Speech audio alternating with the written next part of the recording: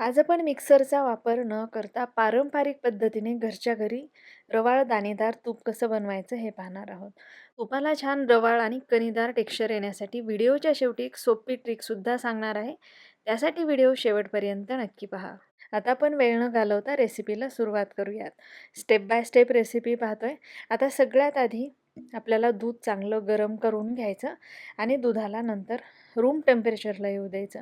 दूध व्यवस्थित पूर्णपणे गार झाल्यानंतर त्यावरती जी साय जमा होते ते अशा पद्धतीने आपल्याला एका भांड्यामध्ये काढून घ्यायचे. हवं तर हे दूध तुम्ही फ्रीजमध्ये सुद्धा ठेवू शकता. आता इथे मी रूम टेम्परेचरलाच हे दूध आल्यानंतर याची जी साय आहे ती एका वेगळ्या भांड्यामध्ये काढून घेते. आता बऱ्याचदा काय होतं ना, जेव्हा आपण असं साय जमा करतो त्याला एक कडवटपणा येतो.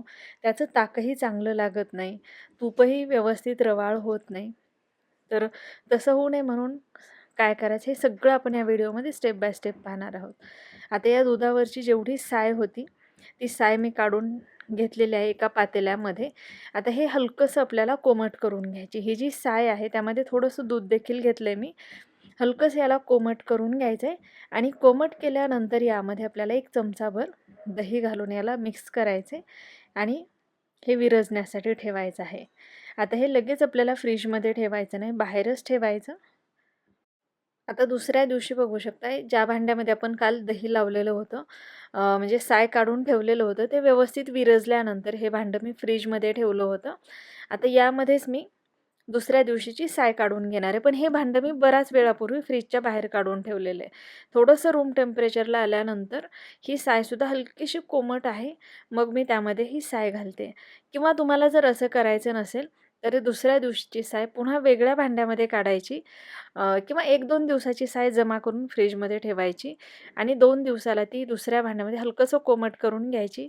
त्यामध्ये विरजण घालून सेपरेट विरजवून घ्यायची आणि पुन्हा या भांड्यामध्ये घालायची, असंही करू शकता.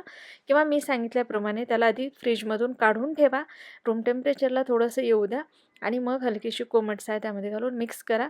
पुन्हा 2-3 तासासाठी हे बाहेरच ठेवा आणि मग फ्रीजमध्ये ठेवा. त्यामुळे त्यामध्ये थोडंसं फर्मेंटेशन होतं, ते थोडंसं आंबलं जातं आणि मग त्याला चव छान लागते आणि मग पुन्हा फ्रीजमध्ये ठेवा. अशा पद्धतीने जर तुम्ही दररोजची साय यामध्ये जमा करत गेलात तर दही खूप छान होतं. ही साय खूप छान आंबली जाते आणि त्यापासून होणारं ताकही चवीला चांगलं लागतं. आता बरेच जण काय करतात, तशीच साय जमा करतात. त्यामुळे त्याला विरजण लावत नाहीत आणि बरेच दिवस, जवळपास 15-20 दिवस तशीच ठेवतात. मग त्याला कडवटपणा येतो. तसं न करता सुरुवातीच्या पहिल्या दिवशीच यामध्ये आपल्याला विरजण घालायचं आहे आणि अशा पद्धतीने एक 8 दिवसच फक्त आपल्याला साय जमा करायची आहे. कमी प्रमाणात जरी तूप झालं तरी हरकत नाही, पण खूप जास्त दिवस न ठेवता एक 8-10 दिवसाला त्याचं तूप बनवून घ्यायचं आहे. म्हणजे हे ताकही चवीला चांगलं लागतं, तूपही छान होतं. त्यामुळे अशा पद्धतीने हे आपल्याला करून घ्यायचं आहे. आता इथे 8 दिवसाची साय बघू शकता मी जमा करून घेतलेली 2 भांड्यामध्ये आहे. आता हे एका मोठ्या भांड्यामध्ये मी काढून घेते. आता इथे आपण मिक्सर न वापरता हे लोणी काढणार आहोत. तर त्यासाठी काय करायचं, ही साय मी 1-1.5 तासापूर्वीच फ्रीजच्या बाहेर काढून ठेवलेली आहे. आता याला एका चमच्याने आपल्याला चांगलं असं घोटून घ्यायचं आहे, मिक्स करून घ्यायचं. पाणी घालण्याच्या पूर्वीच जेवढं व्यवस्थित तुम्ही या स्टेजला याला मिक्स करून घ्याल, तेवढं लोणी छान निघतं. आता असं हे चमच्याने मिक्स केल्यानंतर यामध्ये पाणी घालायचं आहे. हिवाळ्याचे दिवस असतील तर रूम टेम्परेचरचं पाणी घालू शकता. उन्हाळ्याचे दिवस असतील तर थंड पाणी घालू शकता. आता पाणी घालून याला आपल्याला एक असं विस्कर घ्यायचं आहे किंवा रवी असेल तुमच्याकडे तर रवी घेऊ शकता आणि त्याने असं घुसळून घ्यायचं आहे. तर 8 ते 10 मिनटं लागतात फक्त. याला व्यवस्थित घुसळायचं, म्हणजे यातलं जे सगळं लोणी आहे ते वेगळं होतं आणि ताक वेगळं होतं.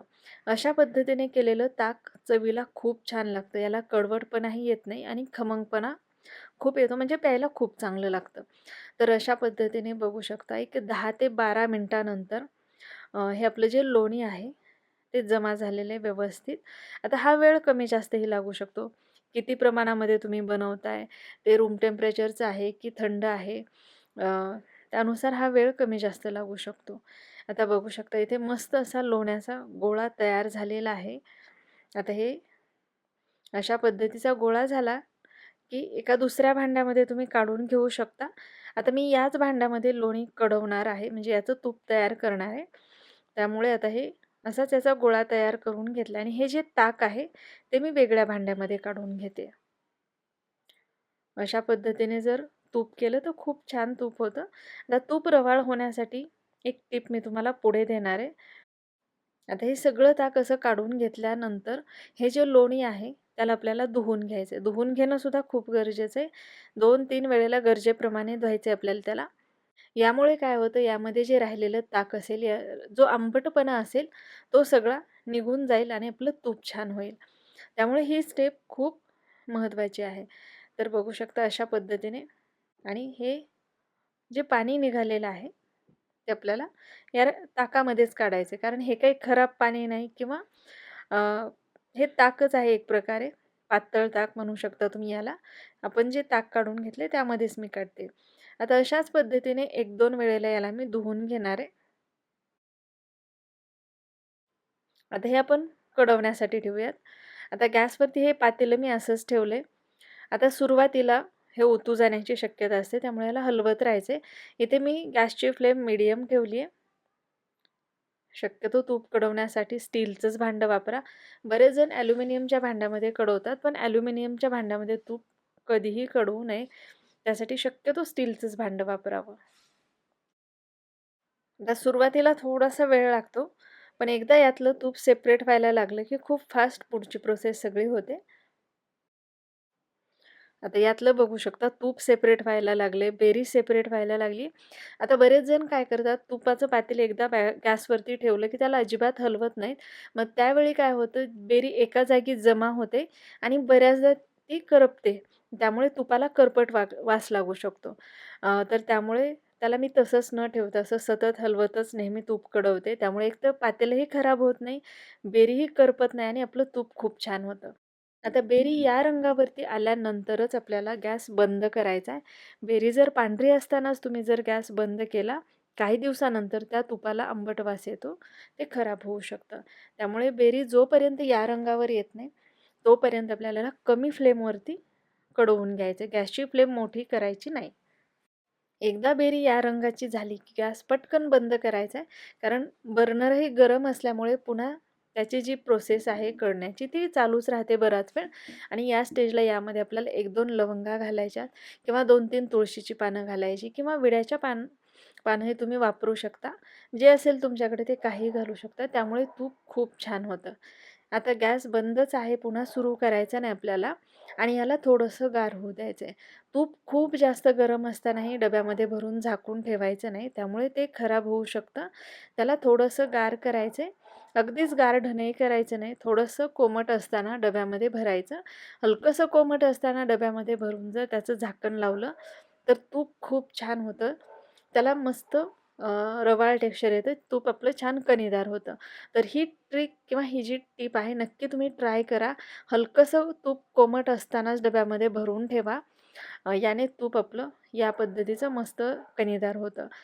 आणि बघू शकता बेरीसुद्धा खूप जास्त निघालेली नाही. कमीत कमी बेरी निघते या पद्धतीने आणि शिवाय पातेलं अजिबात खराब झालेलं नाही. तर इथे बघू शकता एकदम मस्त कणीदार आपलं तूप तयार आहे. तुम्हाला हा व्हिडिओ कसा वाटला मला कमेंट करून नक्की सांगा. मी सांगितलेली टिप नक्की वापरा आणि तुमचा अनुभव माझ्यासोबत नक्की शेअर करा.